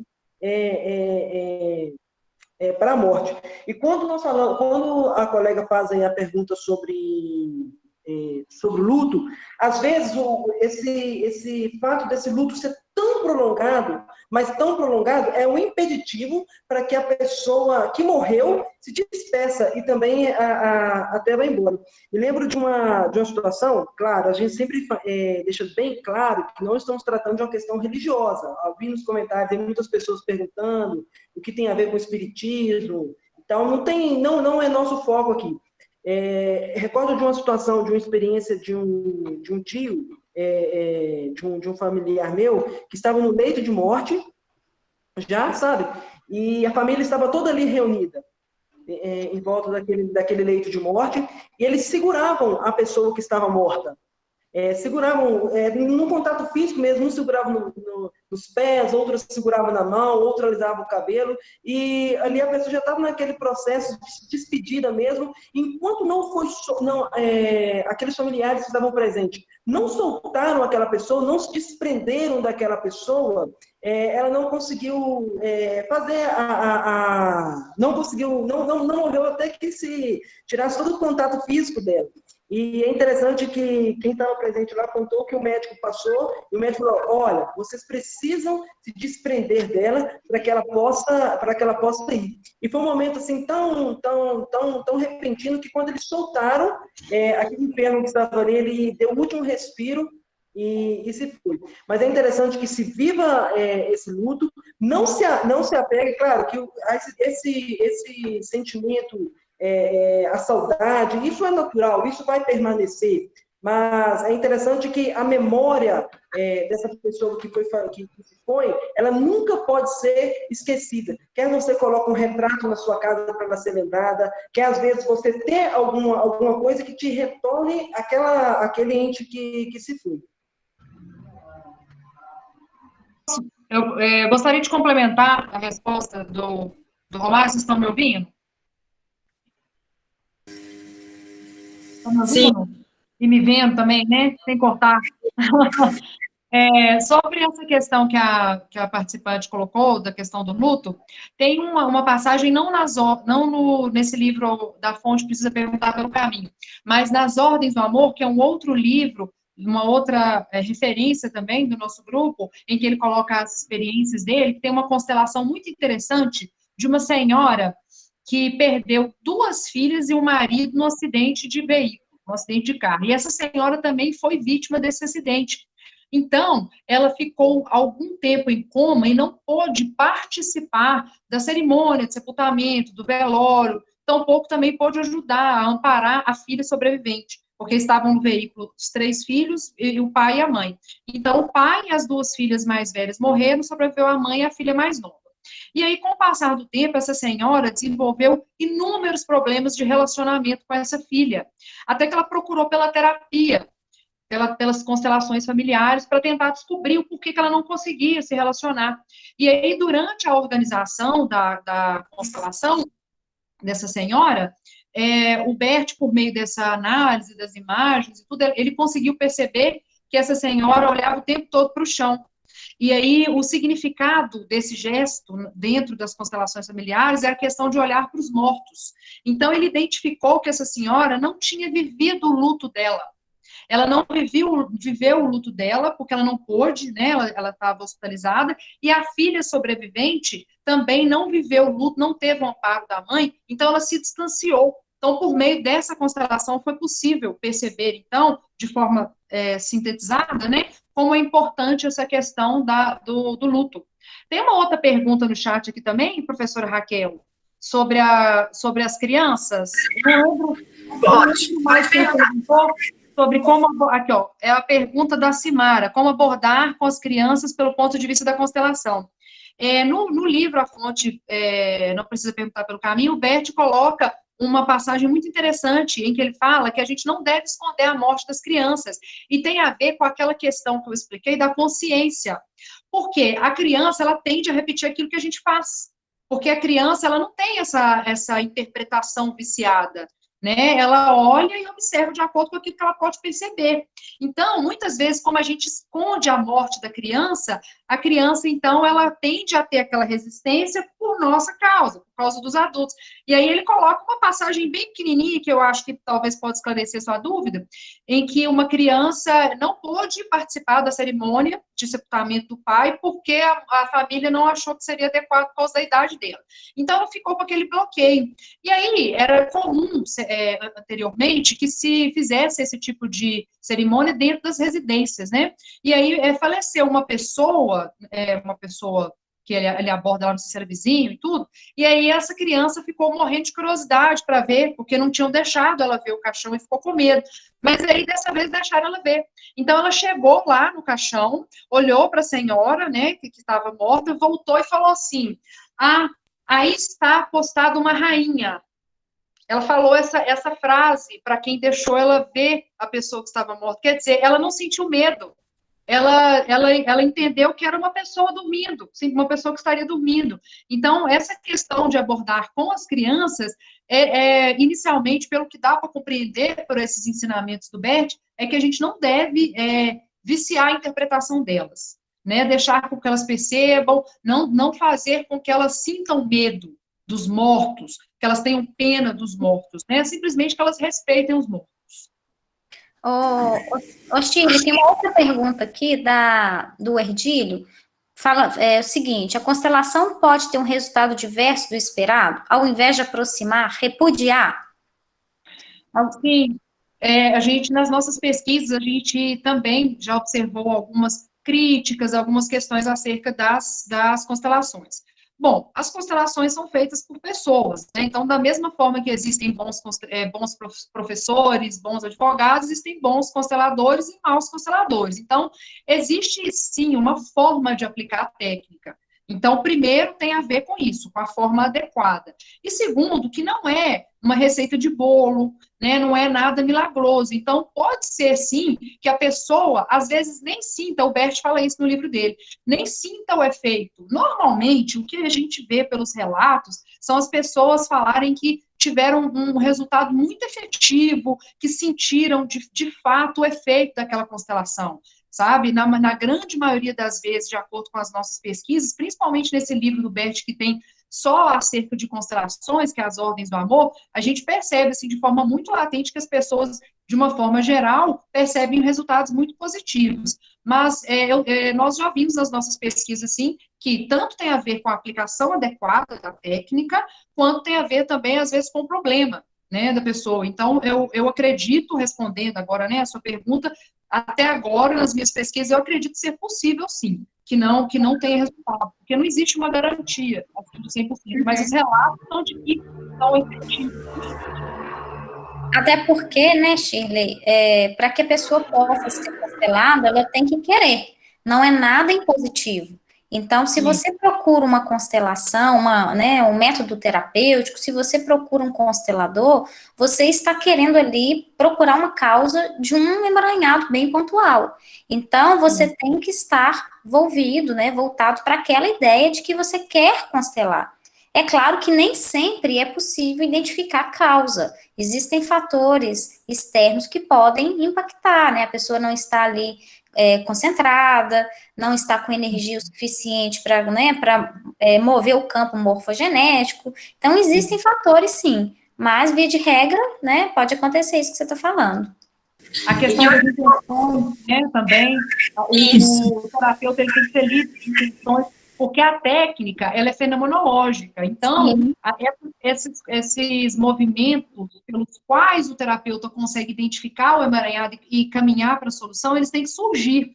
Então, se a pessoa tem intenções, ou a depender do comportamento dos representantes, das pessoas que estão sendo consteladas e dos próprios consteladores, pode-se sim influenciar, mas se a técnica é bem conduzida e a pessoa está disposta, está aberta, né, seguir todas as orientações, o que a gente tem, os relatos que a gente percebe, que a gente estuda, são de que realmente são muito efetivas.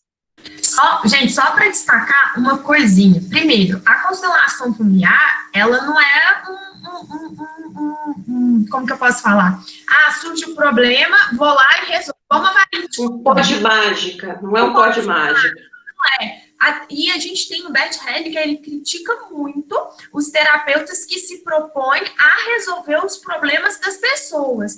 Aqui na constelação familiar, ninguém é herói, ninguém vai resolver problema de ninguém. A ideia da constelação familiar é o campo se abrir para que você tenha uma visão ampliada daquele sistema familiar. Isso é muito importante. Então, assim, a gente tem que ter muito cuidado que achando assim, a constelação familiar é um pozinho de pirim-pim-pim, basta eu fazer que a partir da manhã sou um ser de luz, né? Acabou, maravilhoso, não tenho mais sombras, né? Organizei meu sistema familiar.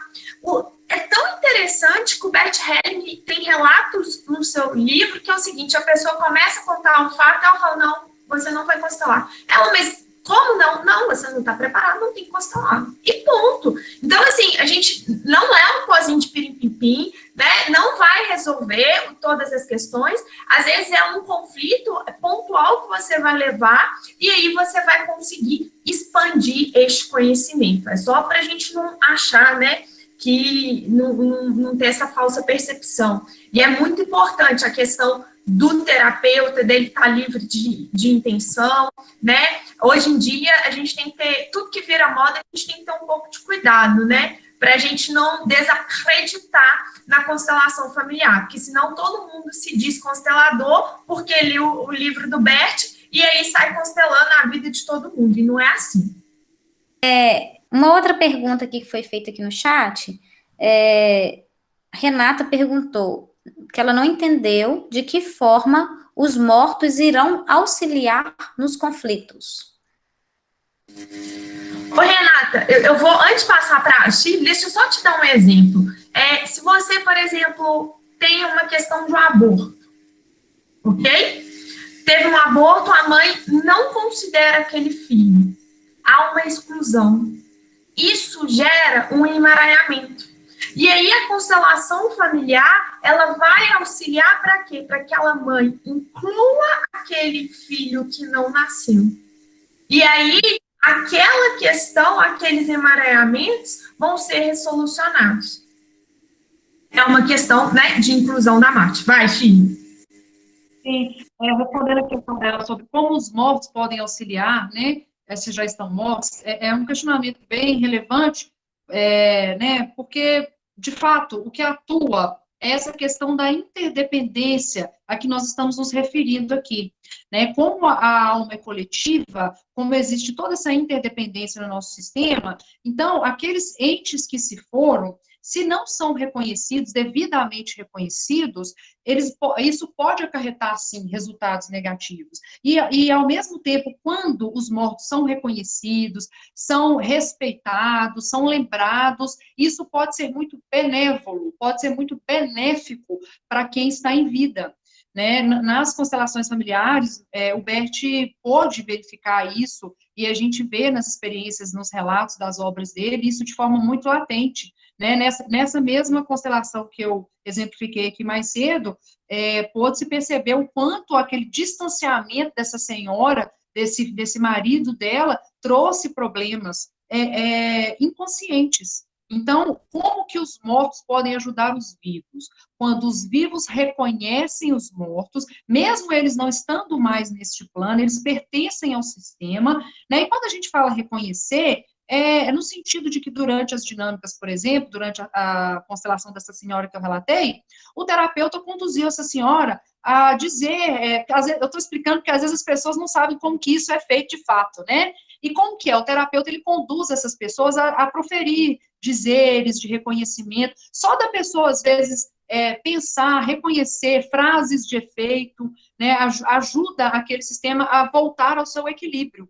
Então, é assim que, de acordo com os estudos do Bert Helling, os mortos podem ajudar os vivos reconhecendo que esses mortos, mesmo não estando mais aqui, pertencem ao sistema, têm que ser lembrados, têm que ser respeitados, não podem ser excluídos, ainda que tenha acontecido algum problema, algum desvio de conduta, é dessa forma. E justamente, só para completar a fala da Shirley, só para completar, também os mortos podem ajudar aí os vivos no momento em que as histórias desses antepassados são contadas. Então, quando você conta uma história de um antepassado, né, como que foi a vida daquele antepassado, quais foram os problemas que aquele antepassado vivenciou, quais foram as dificuldades, isso reflete naquela família, né, naquele ente atual, justamente para tentar romper com um padrão de conduta que ele pode, de forma indireta, perpetuar. E isso acabar prejudicando a sua vida futura, tá? Então, a ideia de fazer com que os mortos possam ajudar os vivos é justamente mantendo essa história, contando essa história, justamente para conseguir romper com esse modelo, com essa perpetuação de conduta que pode provocar um novo emaranhado no futuro. Há um exemplo também que o Bertin coloca no... Estão me ouvindo? Estão ouvindo? Há um exemplo também que o Bertin coloca no livro de uma mãe que perde uma criança após o parto. A criança vive, ele coloca lá, viveu 2 ou 3 segundos, 1 minuto talvez, e faleceu. Faz-se necessário que essa criança que teve 2 segundos de vida jamais seja esquecida desse sistema familiar. Por quê? Porque ele diz que se essa criança que viveu 2 ou 3 segundos de vida ali, se ela for esquecida nessa grande alma, haverá uma lealdade que vai fazer com que esse padrão vá se perpetuar. É muito interessante que ele fala que mesmo que a criança que tenha falecido tenha vivido 1, 2, 3 segundos de vida, faça necessário que ela jamais seja excluída desse sistema familiar. O pessoal, agora eu sei que são muitas perguntas, mas infelizmente, em razão do nosso tempo, é igual aquela coisa, né? Acabou, infelizmente, nós vamos ter que finalizar, já são 10h30, né? Eu quero agradecer profundamente a participação de todos vocês que ficaram presentes até o final. Quero agradecer, né, a presença da professora Renata, a professora Cristiane, Lucélia, o Joel, que participou aqui, todo mundo, né, que veio, né, e se dispôs a escutar um pouquinho sobre esse tema que é apaixonante. E quero fazer um agradecimento especial ao Ariel, à Chile, ao João Mário, que brilharam, né? Agradecer a professora Silvia, porque aqui no Direito Sistêmico a gente não pode excluir ninguém, todo mundo pertence. Professora Cristiane, professor Rubens, que estava aqui mais cedo, Renatinha está aí, não sei mais. E aí, gente, e quero deixar... aqui, Raquel. Oxi, tô aqui. Né, deixar esse agradecimento muito especial e parabenizar, né, gente? Eu vou bater palmas aqui, mas eu acho que todo mundo levantaria de pé, porque vocês arrasaram, viu, hoje. Nossa, quanto orgulho. Muito bem, todo mundo. Parabéns também às professoras, né? A professora Ludmila, que também esteve presente aqui conosco, a todos os alunos, inclusive os alunos do turno da manhã que estão participando. Sexta-feira nós teremos uma nova apresentação, é um outro tema, então, se os alunos da noite também puderem participar, será muito bacana, esperamos todos vocês, vai ser incrível. Os nossos alunos da noite brilharam e temos, né, a gente tem certeza que os alunos da manhã também vão brilhar.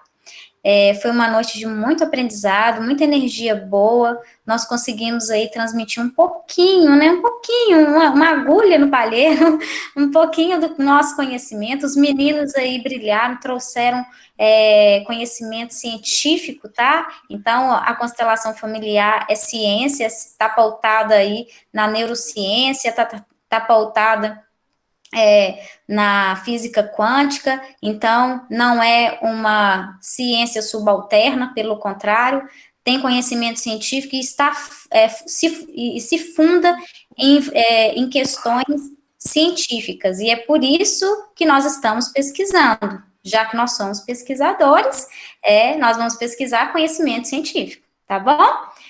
Agradeço a todos, muito obrigada, gente, uma honra para todos nós estarmos aqui neste momento com vocês. Eu fico muito feliz, muito grata a todos vocês. Um abraço.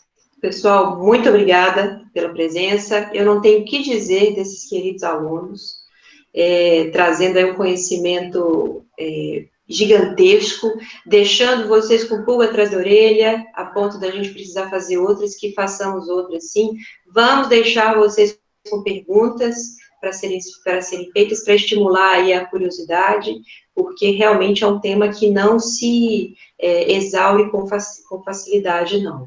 Então, muito do que vocês puderem fazer, pesquisa própria, façam, porque esse conhecimento de todos que vai ajudar a transformar aí essa ideia inicial aí do que vem a ser a constelação, quem sabe, numa cadeira aí numa faculdade, numa universidade de direito, né? Não é moda, gente, é uma realidade, tá? Agradeço a presença de todos, das minhas queridas colegas professoras, dos queridos alunos, Chile, Romário, Ariel, das meninas aí, queridas meninas que estaram na sexta-feira com a gente, a Gabriela, a Luísa, a Isabela, os professores que estiveram aqui, e que tenham sempre essa oportunidade para trazer temas. Então, boa noite para todos. Pessoal, posso agradecer aqui também? Claro, deve. Muito obrigada, viu, mais uma vez, a todos os comentários, né, uma pena a gente não conseguir responder todas as dúvidas. Obrigado, pessoal, pela força da sala, da faculdade, pessoal de fora, né, mais uma vez dizer que é muito bom participar desse grupo, né, quem me conhece aqui sabe que eu não sou de embustes, se eu estou falando é porque realmente eu me sinto feliz mesmo em participar, e os colegas também, queria muito agradecer a Ariel, Romário, e falar, pessoal, a live das meninas é outro tema acerca das constelações familiares, mas muito interessante também, sobre a questão das doenças, é na sexta-feira agora, às 7 horas da manhã, quem puder prestigie. Eu queria fechar com uma frase de José Saramago, que tem muito a ver com a questão das constelações, que diz o seguinte: se nós quisermos enxergar a ilha, é óbvio que nós temos que sair da ilha. Muito obrigada. Rapidamente, só agradecer ao pessoal que nos prestigiou aí com a presença, as professoras aí pela brilhante oportunidade que nos concederam. Muito obrigado mesmo e valeu. E sexta-feira tem as meninas aí 7 horas que com certeza irão arrasar também. Abraço.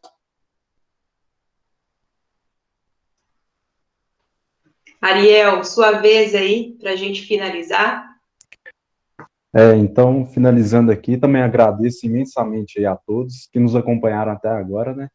É um grande prazer participar aqui desse incrível grupo de pesquisa com essas professoras e esses alunos excelentes. E é isso. Na sexta-feira teremos outra live e vamos todo mundo participar lá para prestigiar as meninas. Muito obrigado. Boa noite, então, pessoal. Nos vemos na sexta-feira, 7 horas da manhã.